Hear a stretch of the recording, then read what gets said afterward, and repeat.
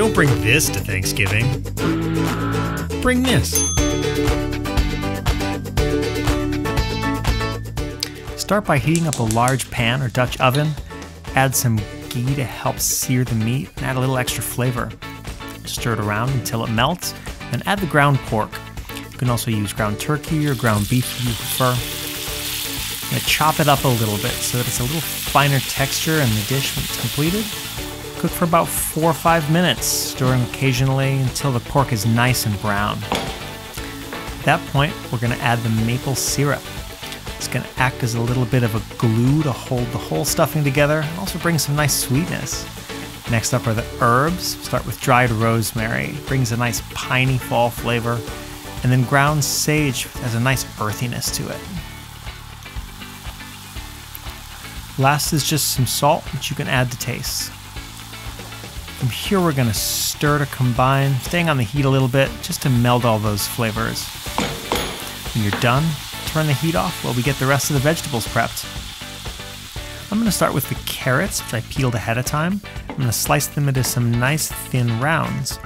It's helpful to cut everything nice and thin so that it cooks a little bit more quickly, a little more evenly. Then when you're done, scoop them into the, oh god, they went everywhere. Scoop them up and throw them in the pot. Next up is going to be the celery. I like to split my stalks in half the long way before chopping them up. This makes them a little more even, a little bit smaller, so that they're going to be closer to the same size as the other vegetables. Same as the carrots, you want to go nice and thin and small so that they cook relatively quickly. Scoop them up, throw them in there too.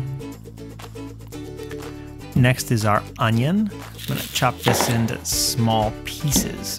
Start by taking the end off, peel off the skin,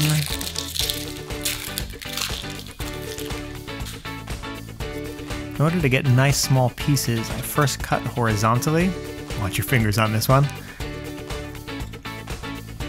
Then we cut vertically, leaving a little bit at the very back by the root to hold it all together, and then slice them into their nice little cubes. Into the pot we go. Last but not least is the cauliflower.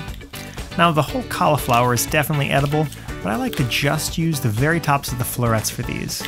It's a little bit better texture and even more flavor than the stalks do. After I've got smaller chunks, I'll sometimes break the last pieces to get them in nice small bits. Some of the bigger florets I'll get in there with just the tip of the knife and just cut off all those small little florets. Tiny little pieces in the final dish help them to cook a little bit more evenly and also just have a good similar size like all the rest of the vegetables in there. You scoop them up and you can actually break some of the big ones up as you add them to the pot too.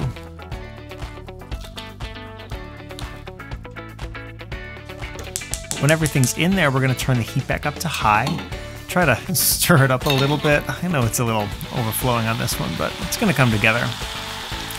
Once you're up to temperature, we're going to put the lid on and cover it. Cook for about 15 minutes. When you're done, pop off the lid, give them another little stir, just mix in some of the stuff from the bottom, bringing it up all the way to the top. Turn the heat off, and we're going to grab it and go into the broiler for that final nice crusty brown top. Once inside, it shouldn't take much more than about 5 minutes, so make sure to keep an eye on it. Ooh, once you take it out of there, you're all done and it's ready to serve.